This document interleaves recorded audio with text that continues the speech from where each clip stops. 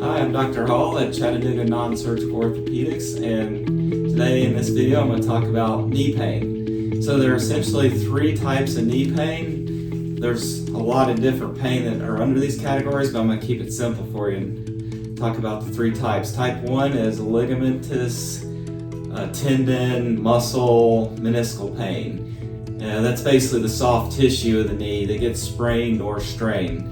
Type 2 is the patella, which is the kneecap.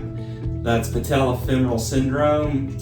And type 3 is internal knee pain or osteoarthritis of the knee, which can also include the meniscus as well. So for this video, I'm going to talk about the type 1, which is ligament, tendon, muscle knee pain. And so as you can see right here, if you've had an injury or a trauma or repetitive stress, you've probably strained or sprained the ligaments and tendons in the knee, which includes the iliotibial band. And so you could either have this is the lateral meniscus right here, and it can have a complete or partial tear in it. This is the medial meniscus right here. It can have a complete or partial tear.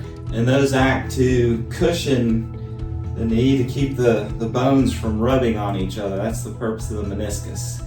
Now you have the ligaments. You have the lateral collateral ligament, which is a strap ligament right here. You have the medial collateral ligament right here. And what those do is those prevent the knee from moving side to side.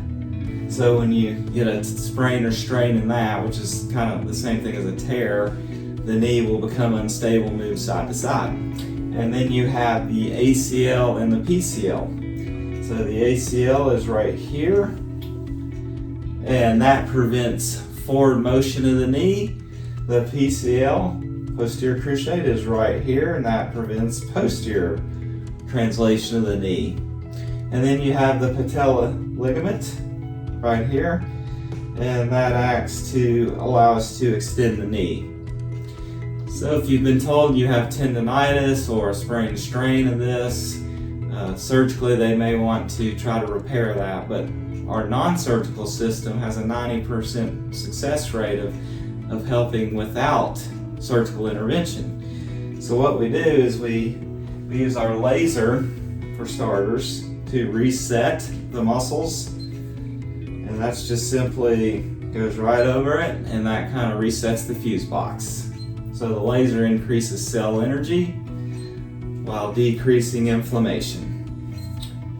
The second step is percussion, and that's where we'll percuss the knee to break up all the fascial adhesions, because the fascial adhesions is what's making your knee stiff, and that's also what's compressing your knee. So when the ligaments are weakened and injured, fascia will tighten up to try to stabilize the knee.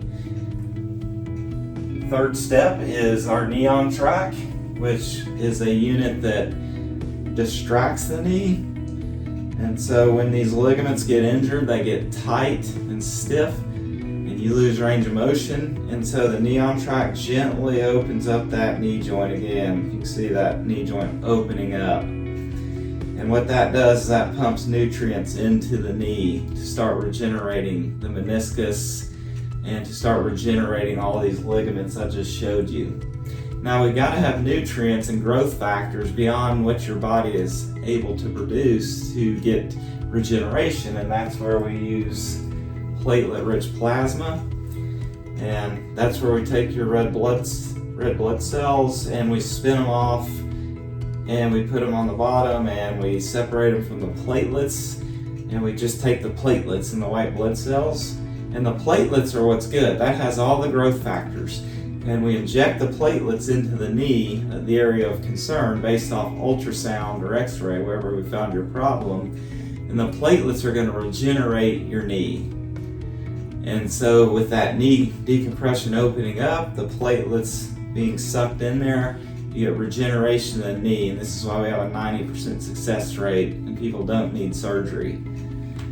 And then sometimes we have to put stem cells in with the platelets, depending on how bad the damage is. So if you've got a really bad damaged meniscus, we will use stem cells as well. If it's like a complete tear, we'll use the stem cells with platelet-rich plasma. Think of the platelets as fertilizer and the stem cells as the seeds to help regrow new tissue. And then the last step is, now that we've got your knee reconstructed and better, we want to retrain the muscles, and that's where clinical exercise comes in. And that's just a series of our Foundation 4 exercises to rehab the knee to make it strong again. So we look forward to serving you and helping you get back to having a healthy, strong knee, be able to go up and down steps without pain, even be able to run and walk without pain.